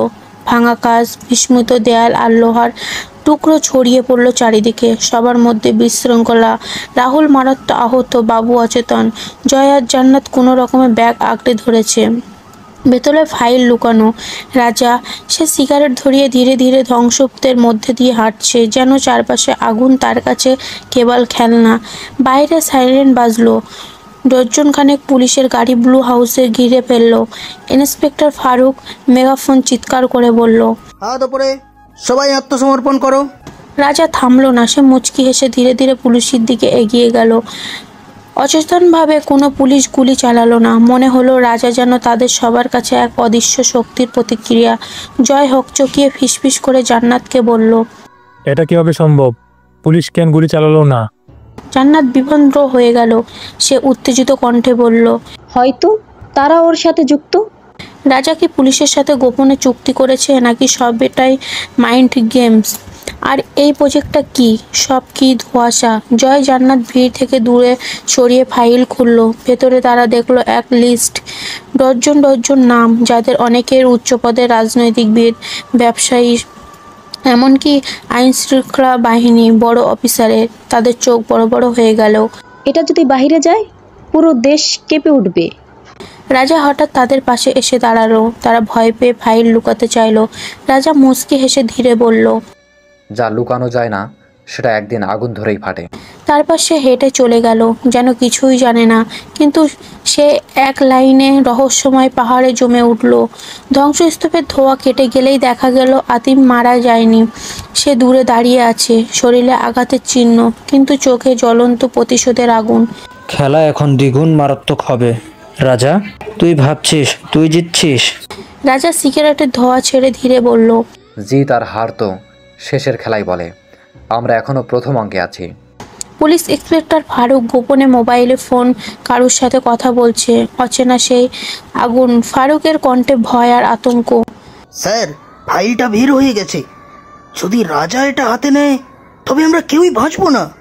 ঢাকার নামকরা এই প্রাইভেট ভার্সিটি, বাইরে থেকে দেখলে সব স্বাভাবিক। ছাত্রছাত্রীদের কোলাহল, ক্লাসের ভেতরে পড়াশুনো, ক্যাফেটেরিয়ার আড্ডা, কিন্তু ভেতরে অদৃশ্য আগুন। রাজা এখনো ধূমপানের ধোঁয়ায় মুখে আড়াল করে থাকে। সে যেন সাধারণ এক মাস্টার মাইন্ডের ছাত্র, কারো চোখে পড়ে না, কিন্তু তার চোখে সারাক্ষণ স্ক্যানিং। কে কার সাথে কথা বলছে, কে ছায়ার মতো ঘোরাঘুরি করছে। জয় ও জান্নাত ক্যাম্পাসে হাত ধরাধরি করে ঘুরলেও গোপনে তারা ফাইলের কপি তৈরি করছে। তাদের স্বপ্ন এই ফাইল বিক্রি করে অঢেল টাকা আর ক্ষমতা হাতে পাওয়া। তারা ভাবে রাজা কিছু জানে না, কিন্তু রাজা তাদের দিকে মাঝে মাঝে তাকায়, শুধু ঠান্ডা এক হাসি ফুটে মুখে। রাজা কি সব আগেই বুঝে ফেলেছে? সবার মনে একটাই প্রশ্ন, রহস্য আর রহস্য। প্রিন্সিপাল ডক্টর হাসমত আলী, সারাদিন বোকাশোকা চেহারা, মোটা চশমা, হেঁকচি তুলে লেকচার দেন। ছাত্ররা ভাবে উনি একেবারে নিরীহ, কিন্তু রাত গভীর হলে তার কক্ষে আলো জ্বলে ওঠে। গোপন মিটিং চলে, বিদেশি নাম্বারে ফোনে কল হয়। সেই ফাইল একাধিক নামে প্রিন্সিপালের ব্যক্তিগত নোটবুকে টিক চিহ্ন দেওয়া। হঠাৎ একদিন ক্যাম্পাসে গুলির শব্দ। কোনো ছাত্র আহত নয়, তবে একটা বার্তা দেওয়ালে লেখা দেখা গেল, ব্ল্যাক ফায়ার লাইভস।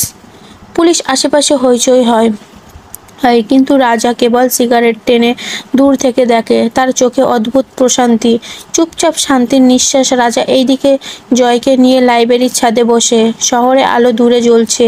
জয় চুপচাপ। রাজা নীরবতা ভেঙে সিগারেটের লম্বা টান দিয়ে বলল, বন্ধু, তুই কি জানিস এই খেলা আসলে কে খেলছে? জয় হকচকিয়ে গেল। মানে কে? রাজা শুধু হেসে ধোঁয়া ছাড়ল, উত্তর দিল না। নীরবতা পিনপিন। জয়ের চোখে ভয় স্পষ্ট। রাজা কিছু প্রকাশ করলো না, একটাই কথা বলল, আমি বোকা কিন্তু ভীতু নই। পিছনের আঘাত আমার পরিচিত। আমি চাই আমার সাথে কাছের মানুষগুলো বেইমানি করুক, তবে সাবধান, রাজা কিন্তু চালাক হয়ে গেছে। রাতের বেলা জান্নাত একা বসে কাঁদছিল। তার ভেতরে দ্বন্দ্ব, একদিকে জয়ের প্রেম আর টাকার লোভ, অন্যদিকে রাজার অদ্ভুত শান্ত অথচ আকর্ষণীয় ব্যক্তিত্ব। সে বারবার ভাবে রাজা কি সব জানে, কিন্তু পরেক্ষণে জয় এসে তাকে জড়িয়ে ধরে। জান্নাত চুপ করে যায়, কিছু বলে না। প্রিন্সিপাল ডক্টর হাসমত আলী নিজের কক্ষে বসে কারোর সাথে ভিডিও কলে কথা বলছে। তার গলায় রহস্যময় হাসি। ক্যামেরার স্ক্রিনে ওপাশে ফোকাস করলে দেখা যায় যার সাথে তিনি কথা বলছেন সে আর কেউ নয়, আতিক নিজেই। ঢাকার এক নামকরা প্রাইভেট বিশ্ববিদ্যালয়, ছাত্রছাত্রীদের আড্ডা, লাইব্রেরির কোলাহল, ক্যাফটেরিয়ার হালকা রঙের আলো। কিন্তু এই স্বাভাবিকতা কেবল মুখোশ। রাজা ধীরে ধীরে ক্যাম্পাসে হাঁটে, সিগারেটের ধোঁয়া চোখে পড়ার মতো, কিন্তু কেউ তার দিকে লক্ষ্য রাখে না। তার চেয়ে সবকিছু স্ক্যানিং, কে কার সঙ্গে কথা বলছে, কার মন কি ভাবছে। জয়, জান্নাত আর তার ছোট দল, রনি ও সাগর কাব্য তার চারপাশে। তারা ভাবছে তারা রাজাকে নিয়ন্ত্রণ করেছে, কিন্তু আসলে রাজা সবাইকে ছক বানিয়ে খেলে। ক্লাসের পর ক্যাম্পাসের একটি নির্জন কোণে হঠাৎ হাজির হলো ঋতু। সবাই স্তব্ধ। সেই ঋতু যে রাজার চোখের সামনে মৃত্যুবরণ করেছে। জয় চুপচাপ হয়ে গেল। জান্নাত চোখে কেমন অস্থিতে মলিন। ঋতু শান্তভাবে এগিয়ে এলো এবং সবার উদ্দেশ্যে বলল, মরিনি, কিন্তু সবাই ভাবছে আমি মারা গেছি। এটা চমক দিল, কিন্তু কেউ আর কৌতূহলী হয়ে উঠতে পারল না। ঋতু কিছুক্ষণ চুপচাপ রাজাকে পর্যবেক্ষণ করে, তার চোখে বিস্ময়। সবচেয়ে বড় খেলা, আর এটা শুধু সে খেলছে, সবাইকে ব্যবহার করে। রাজা জানে সে লক্ষ্য করা হচ্ছে, কিন্তু তার ঠান্ডা হাসি ও ধোঁয়া এমন রহস্য তৈরি করেছে যে কেউ কিছু ঠিক বুঝতে পারে না। রাজা ঋতুকে দেখে মোটেও অবাক হয়নি। তার রিয়াকশন দেখে মনে হচ্ছে সে যেন জানতো ঋতু ফিরে আসবে। তাহলে যে তার চোখের সামনে ঋতুর লাশ? উফ, কি হচ্ছে? তাহলে কি রাজার মাইন্ড গেমের গুটিমাত্র ঋতু? হঠাৎ একটি অন্ধকার ছায়া ছুটে যায় লাইব্রেরির ভিতরে। কেউ দেখলো না কে, কিন্তু লাইব্রেরির প্রচারেই দেখা গেল ব্ল্যাক ফায়ার লাইভস লেখা। সবাই আতঙ্কিত, কিন্তু রাজা সিগারেটের ধোঁয়া ছাড়তে ছাড়তে শান্তভাবে দাঁড়িয়ে আছে। তার চোখে অদ্ভুত প্রশান্তি, যেমন সবই পরিকল্পনার অনুযায়ী চলছে। ঋতু ভেতরে ভেতরে সিদ্ধান্ত নিয়েছে সে আর রাজার সামনে দাঁড়াবে না, তবে সে এখনও রাজার সঙ্গে অভিনয় করছে। রাজা ঠান্ডা মাথায় ঋতুর প্রতিটি ইঙ্গিত বুঝে যায়, কিন্তু কোনো প্রকাশ করে না। রহস্য আর রহস্য। ঢাকার অলিগলে এদিকে চায়ের দোকানে আড্ডা, অন্যদিকে কালো গাড়ি নীরবে পার হয়ে যায়। রাস্তার বাতি কাঁপছে। রাজা গাড়ির জানালা দিয়ে বাইরে তাকিয়ে সিগারেট ধরালো। তার ঠোঁটে হালকা হাসি। সে জয়, জান্নাত, রনি, সাগর, কাব্য সবাইকে ব্যবহার করছে, কিন্তু কেউ বুঝতে পারছে না আসলে রাজাকে। অন্ধকারে সবসময় আলোকে গ্রাস করে না, কিন্তু যাকে একবার গ্রাস করে সে আর কখনো আলোকে মনে রাখে না। ঋতু রাতে একা বসে রাজাকে নিয়ে খোঁজ করতে থাকে। পত্রিকার কাটিং, পুরনো নিউজ রিপোর্ট, কিছু অদ্ভুত ছবি, প্রতিটি প্রমাণে ইঙ্গিত করছে রাজা হয়তো সাধারণ ছেলে নয়। ঋতু মনে মনে বলতে থাকে, সবাইকে বোকা বানাচ্ছে, কিন্তু আমি সত্যিটা বের করব। তার চোখে ভয়ের সঙ্গে এক ধরনের দৃঢ়তা। চোখে যা দেখে সেটাই সবচেয়ে কম বিপজ্জনক জিনিস। ভয়টা লুকিয়ে থাকা আধেকার ভেতর। জয় আর জান্নাত নিজেদের গোপন সম্পর্ক লুকিয়ে রাখছে। তারা দুজনে মনে করছে রাজার ব্যবহার করে একসময় তারা শক্তি আর টাকা পাবে। রাত গভীর, আকাশের বুক ঝুলে ছড়িয়ে আছে অনগিত অন্ধকার। তার ভেতরে একাকী ঝুলে আছে চাঁদ। দূর থেকে মনে হয় শান্ত, কিন্তু কাছে গেলে বোঝা যায় ওটা আসলে আলো নয়, পুরনো কোনো ক্ষতের দাগ। মানুষ তাকে দেখে মুগ্ধ হয়, কিন্তু কেউ জানে না চাঁদের সাদা আলোয় জমে আছে হাজার অশ্রুর ছায়া। যত রাত বাড়ে ততই সে অশ্রু পৃথিবীর দিকে ঝরে পড়ে, আর মানুষের স্বপ্ন হয়ে ওঠে ভয়াত্মক। জয় আর জান্নাত একসাথে পাশাপাশি বসে রাতেটা উপভোগ করছে। হঠাৎ করে জয় বলে উঠল, রাজা যতই বুদ্ধিমান হোক, আমরা দুজন মিলে ওকে হারাতে পারবো। চুপ করো। ওর চোখে যেন সবকিছু দেখে ফেলে। তার বোঝা না রাজা ইতিমধ্যে তাদের কথোপকথন ট্র্যাক করেছে অদৃশ্য চোখ দিয়ে। ভার্সিটির বোকাশোকা প্রিন্সিপাল সারাদিন ছাত্রদের বকাঝকা করে, কিন্তু রাতে সে গোপন কিছু লোকের সঙ্গে মিটিং করে। সেই মিটিংয়ে একটাই নাম ঘোরে, কিং। কেউ জানে না এই কিং কে, হয়তো এটাই রাজার গোপন পরিচয়। রাতের আধার আকাশে রাত যেন রক্তমাখা আয়না, পৃথিবীর দিকে তাকিয়ে থাকে সে অচেনা শীতল নির্লিপ্ত লোক। কথা বলে যে বেশি সময় ধরে চাঁদের দিকে তাকায় তার চোখে নিজের প্রতিচ্ছবি আর দেখা যায় না, বরং দেখা যায় অন্য কারো। সে বহু আগে অন্ধকারে হারিয়ে গেছে। রাত প্রায় শেষের পথে, চারিদিকে এমন এক অস্বাভাবিক নীরবতা, যেন পৃথিবীর শ্বাস আটকে আছে। দূরে কুকুর হঠাৎ হাহাকার করে উঠল, তারপর সব আবার স্তব্ধ হয়ে গেল। রাজা তখন একা ঘরে বসে লেখালেখি করছিল। হঠাৎ দরজায় কড়া পড়ল, খুব ধীরে, একবার দুবার, তারপর নিঃশব্দতা। এই রাতে কে আসতে পারে? অস্বস্তি নিয়েই দরজার কাছে গেল রাজা। খুলে দেখে কেউ নেই, শুধু ঠান্ডা বাতাস ভেতরে ঢুকে ঘরের আলো কাঁপিয়ে দিল। দরজা বন্ধ করতে গেলেই ঠিক তখন চোখে পড়ল মাটিতে একটি ছায়া। অদ্ভুত ব্যাপার, ছায়া তো আলো ছাড়া হয় না, অথচ বাইরে চারপাশে অন্ধকার। ছায়াটা নিঃশব্দে প্রসারিত হয়ে এগোতে লাগলো, ধীরে ধীরে রাজার পায়ের কাছে এসে থামলো। রাজার বুক ধকধক করছে। হঠাৎ কানে ফিসফিসে শব্দ ভেসে এলো, ভয় পেও না, আমি তো অনেক আগে এসেছিলাম। রাজা স্তব্ধ হয়ে দাঁড়িয়ে রইল। ছায়াটা এবার আস্তে আস্তে উঠতে লাগলো দেয়ালে, তারপর সোজা আয়নায় গিয়ে থামলো। আয়নায় তাকাতে চমকে উঠল, সে ওখানে রাজা নেই, দাঁড়িয়ে আছে অন্য এক মুখ, একই শরীর, কিন্তু চোখ দুটি ফাঁকা, ভেতরে শূন্য অন্ধকার। আয়নায় মানুষটা হাসলো, আর রাজা হঠাৎ বুঝতে পারলো যতক্ষণ ধরে সে লেখালেখি করছিল আসলে ঘরে সে একা ছিল না। কি ভুতুড়ে ব্যাপার!